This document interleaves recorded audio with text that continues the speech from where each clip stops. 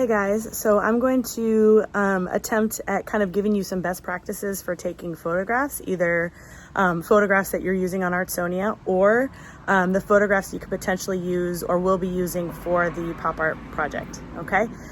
It'll kind of be like a bird's eye view, camera eye view, like you're inside the camera as I'm taking photographs, so talking about angles, where you're standing, the lighting, cropping, all of that. And my kids will probably join me, so let's get started. Okay, first photo, like this is pretty generic. Like I'm standing here, the camera's right in front of my face.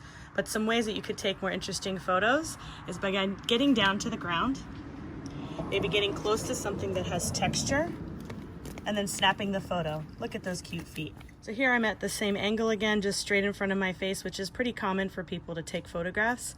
But then moving your camera up and getting a different perspective makes it a little bit different. Say cheese. Okay, another thing is when the sun is directly in front of you, so come closer to me, buddy. Okay, stop. You can see them, but you don't see their faces bright, right? If we turn around, let's turn around this way, buddy. And now the sun is behind me. Turn around. Turn around. Say cheese. I know, the sun's bright. You can see him more clearly, right? So making sure that the sun is behind you, not in front of you. So if you're taking photos of your art or even photos for your projects, if you notice like in the shade, no matter how close I get or how over top of my sun's foot I get, I don't see any shadows, right? I am in the shade. It is a bright sunny day. You say hi? We've changed locations, but notice now, no matter how, if I get really close to him, if the sun's in front of me, I still see it pretty well.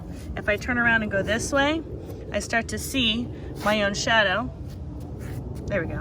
I was trying to get to where you can see my own shadow. If I'm taking my artwork here, you're gonna see my shadow on your artwork, right? If I turn around and the sun is facing me to take photos of my art, you're not going to have a shadow, okay? So here's another issue that you might come across. If you have a screen door or window and you're taking your photograph near that window, you can see me in the outline there, okay?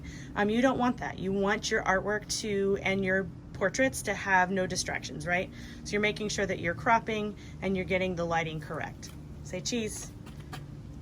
Okay guys, so at the end of the day, here are your tips again, okay? If you're taking a photo of somebody, you want the light behind you, okay?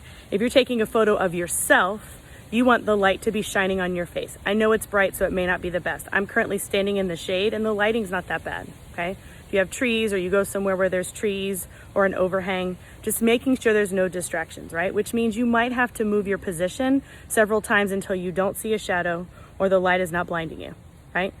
If you're taking a photograph of your artwork, the shade is the best place because those trees, the leaves from the trees kind of block out the bright light and give you good diffused lighting is what it's called, okay? If it's in the sun, you don't have trees, you would have the light in front of you, so it's not casting a shadow. That light behind you casts a shadow onto the sidewalk or the road or the grass, and you don't want that, okay?